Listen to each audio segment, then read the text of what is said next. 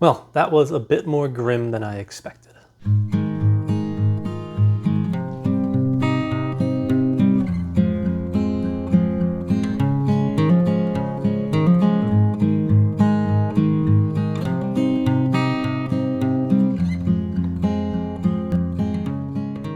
Hey everyone, welcome to Travel Through Stories. My name is Sean, and today I want to talk about Ottessa Moshfegh's new novel, Lapvona, which was published just about a week or two ago.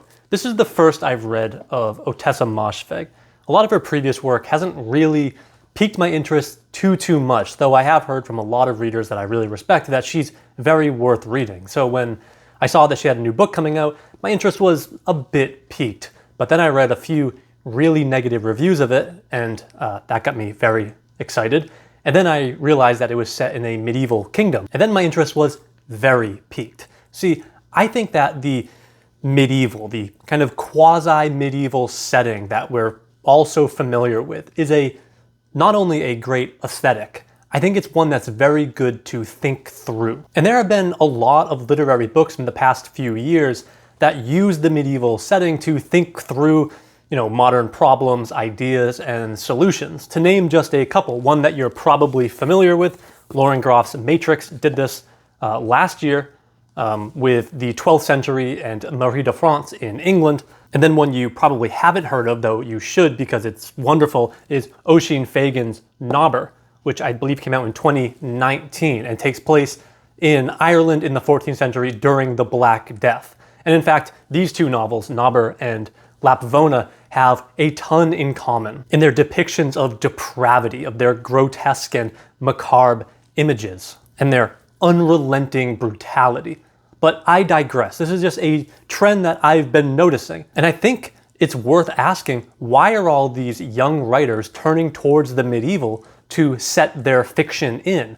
Why in 2022 set a book in the Middle Ages? And I'll come back to this, but for now, I think it's worth pointing out that Moshfegh does some very interesting things with her medieval vision, because it's not just a vision of a time long ago and far away, but one that eerily and perversely reflects our own time. The world of this book seems at a glance to be utterly foreign in its base depravity and cruel inhumanity, but I think as soon as we begin peeling away the facade of the medieval setting, what we're left with is, well, a portrait of modern times for modern times. A mirror into which we in 2022 gaze and see ourselves. And I should note here, if it's not already clear, that this book was written primarily, as far as I can tell, in 2020 and 2021. That is, during the height of the global pandemic. That should clue you in to what you're in for with this book. So this book's medievalism is obviously central to its project,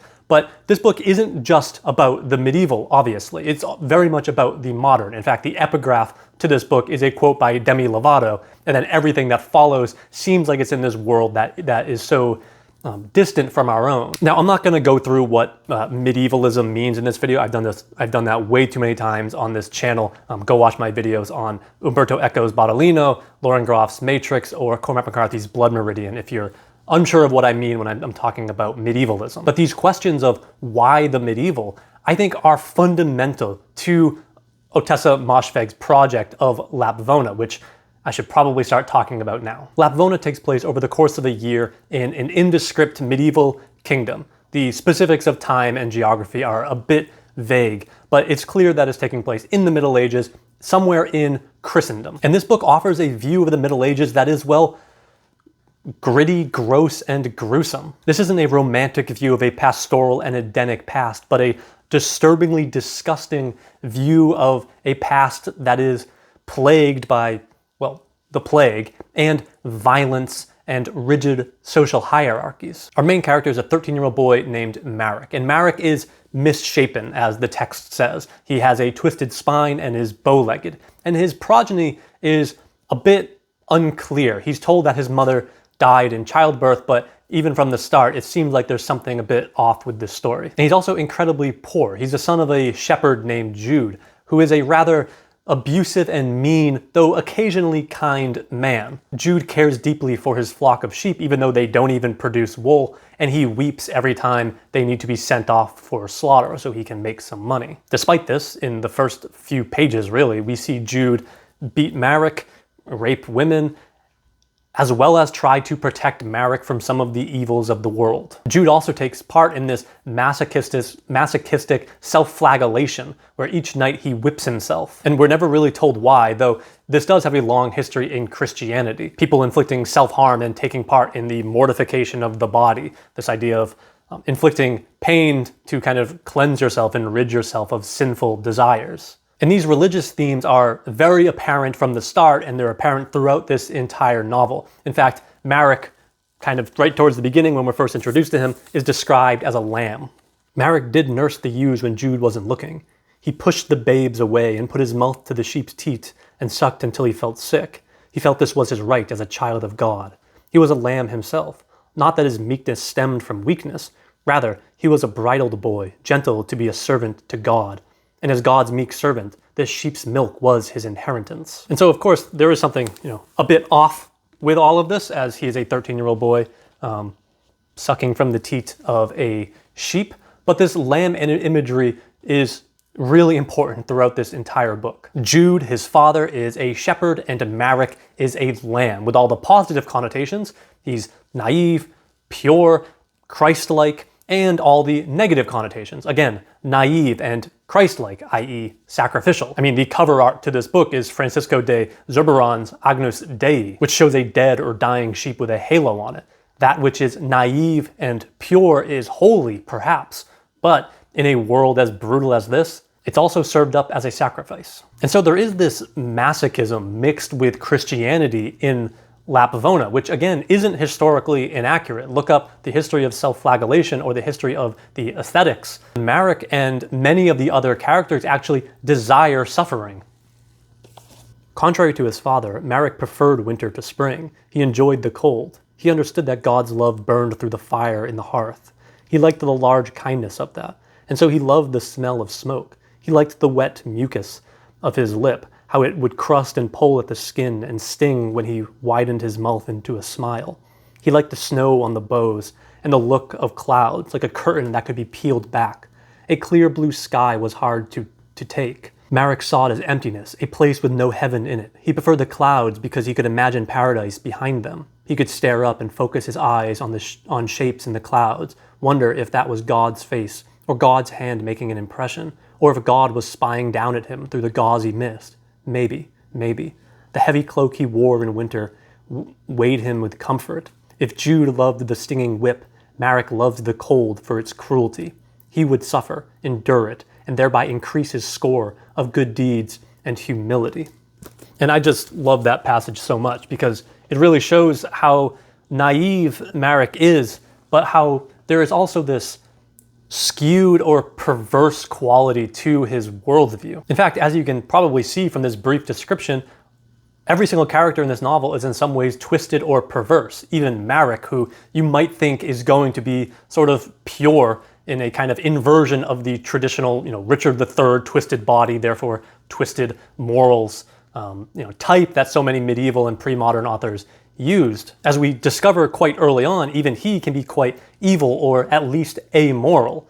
No one in this novel is good. They are all morally deformed. And to get at what causes this, Moshfegh forces us to consider the feudal society in which all of these characters live. The world around them molds them into these malformed shapes. They are all the products of a incestuous and depraved heritage, often quite literally. This world is a carnival of the grotesque, as one reviewer called it, as the social structure, the rituals, and the ideologies that uphold it are nothing less than vacuous. The social structure is broken, exploitative, and apathetic to the problems that it creates. Marek and his father Jude are peasants who live in the village outside of the manor where their lord, William, lives. Inside the manor is wealth, decadence, and leisure, and outside of the manor is debasement, poverty, and toil. The Lord of Lapvona, this William, is a real bastard, as his name rather heavy-handedly suggests. He's a great fool whose primary concern is how he's going to entertain himself. And of course, he's only in the position of lord due to inheritance. Right? Primogeniture really takes its toll on feudal societies, as Game of Thrones has taught us all. But when we first meet William, he's lying in bed. William was asleep in his four-post bed. He dreamt that the bed was made of human flesh, a living thing of fat and soft baby skin. He was under the covers, caressing his fine silk sheets. He had never known injury or hunger, yet he was raw-boned, and his body often hurt from its own frailty against the cushioned chair or the fine velvet settle. And I won't read any more, though I really want to, because it gets kind of weirder and weirder as time goes on. But just a few pages later, he is told that something bad has happened to his son, his only heir, and he callously doesn't care and takes the whole thing as a joke. And I think it's worth reading just this brief bit. William was so accustomed to being entertained that any drama, however real it was, seemed to him as one staged for his private amusement. He had been living in perpetual diversion for so long, he could only conceive that this demonstration within his home was a farce. While tales of bandits marauding through the village may have given an honest lord cause to bang a fist on a polished table, William's hand was forever limp and unsurprised. He knew it was all planned, all theater. Death wasn't quite real to him. He never once left the manor to see where the dead were slain or buried. He barely left the hilltop at all. For William, life is theater. It's all a game. Because, well, for him, there are no stakes. That is, why would he care if something bad happened to his son? He can, quite literally, just buy a new one. Obviously, this is quite absurd, but this heartless and impersonal outlook on life, I don't know, doesn't seem too untrue of the wealthy throughout history. William is this Marquis de Sade level of libertine as he lives this lecherous lifestyle. And so a significant portion of this book is actually just retellings of these grotesque and carnal games that they play inside the manor. A lot of these are, in my opinion, quite funny, though many are just downright disturbing, and they almost give Georges Bataille or Vladimir Sorokin a run for their money in how absurd and depraved they are. There's a particular game that William and Marek play at one point with a grape that seems like it's right out of the pages of Vladimir Sorokin's Their Four Hearts. But so much of this book is just an exploration of the base, the vulgar, and the abject, which I think will turn off a lot of readers because it's, well, sticky and gross. But I do think that Moshfegh has control over this. And what she's really exploring is the perversion of the body politic and how that manifests itself in the perversion of the individual body. A bit later on in the book, the village is experiencing a drought as the rivers have seemed to have dried up. And so there is famine and disease running amok. The people in the village are resorting to cannibalism and the most debauched forms of survivalism. But this ecological disaster doesn't exist in the manor. See, when there is little rainfall, the nobles in the manor can just divert some of the rivers to go into their reservoirs and continue living on as if nothing is wrong. And of course, this amplifies the problem for those in the village as that makes their rivers and their reservoirs dry up even faster. But who cares? What are they going to do? Does this sound familiar to anyone? A ruling class that not only, because of their wealth, is exempt from dealing with the repercussions of ecological disasters, but actually exacerbating it, if not fundamentally causing the problem in the first place, while the rest of the peasants suffer in despair. It's a bit on the nose, sure. But I think this does go a long way to showing how these large-scale ecological disasters are often exacerbated by the ruling classes. And at the end of the day, they really only affect the lower classes in both feudalism and in capitalism. So this book is just filled with terrible characters, though there are some characters who do transcend these types. In the village, there is this wet nurse come healer named Ina, who takes care of Marek, and she is, for my money, the most interesting character in the entire book. Her story is fantastic, though she isn't wholly good. She's also a bit perverse in a lot of ways. But she really holds the village together, as mother figures often do. And there's also William's heir, Jacob, who is, despite their class differences, friends with Marek. And Jacob does offer some very strange views on class privilege and stuff like that, but he's more or less outside of the basic kind of Marxist paradigm that most of the other characters really fall into. But he's also punished for that. And so Lapvona at its heart is a social and political fable filled with the absurdism and fabulism of fables. It's on the one hand gritty, gruesome, and gross, and on the other hand, beguiling, funny, and preposterous. So why all of this? Why does this text revel so much in the cruel, the depraved, the base, the absurd? And why put this all into a medieval world? Well, I think fundamentally this text asks us one question. Is this world that much different than our own?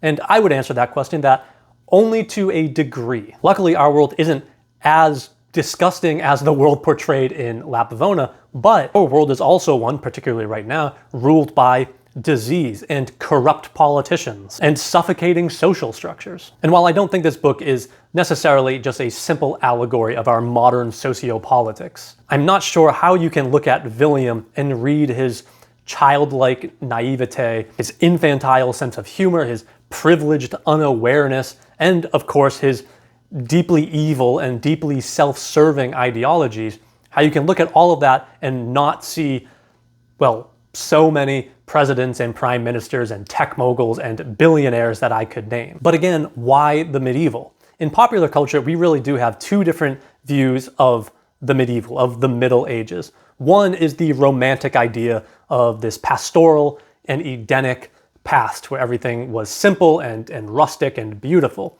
And then the other one, on the other hand, is gritty and gross, a dark ages that is overrun by plague and war. And it's really this latter one that Ottessa Moshfegh is engaging with. But she's not engaging with it as did people in the Renaissance when they came up with the terms the Dark Ages and the medieval just meaning in the middle of what? In the middle of two great time periods, Rome and the Renaissance, their contemporary. But she does all of this to show how similar we are. How at the end of the day, while we have smartphones and vaccines, we still have a top-down social structure that often robs the poor of their wealth, health, and dignity. And this system at its core can really only lead to depravity and debauchery. This is all to say that Moshfegh really slaps the idea of social and moral progress since the Middle Ages, often touted by the progressing and evolutionary narrative of Western civilization. Moshfegh slaps that idea right out of the reader's head. Look, this book is a lot of doom and gloom, but I did find large portions of it to be funny or at the very least an enjoyable reading experience, though I do suspect that I will be in the minority here. Some of this book does seem like shock for the sake of shock, but I do think that there is a rationale behind the absurd dirtiness of the world that it portrays. The world of Lapvona is gross. It's inhabited by a bunch of terrible people who do violent and amoral things to both themselves and to each other. But it's also a world that's threatened to be governed by love and companionship. And there's always this glimmer, a very, very slight glimmer of hope just behind the clouds. That is, it seems like a world not so different than our own. A world that is a walking contradiction where hope and despair walk hand in hand. There is a disquiet malaise to this entire book, as every single character needs to decide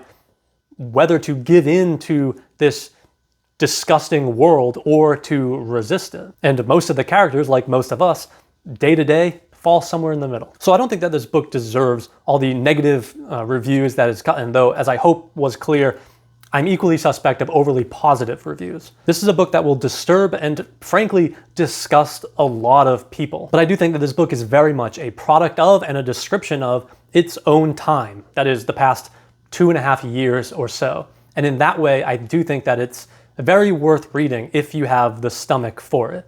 Let me know if you've read Lapvona or if you've read any of Ottessa Moshfegh's other works. I'm actually quite interested in her now, and I do kind of want to go back and read her backlog. So let me know where to start. But for now, thanks for watching.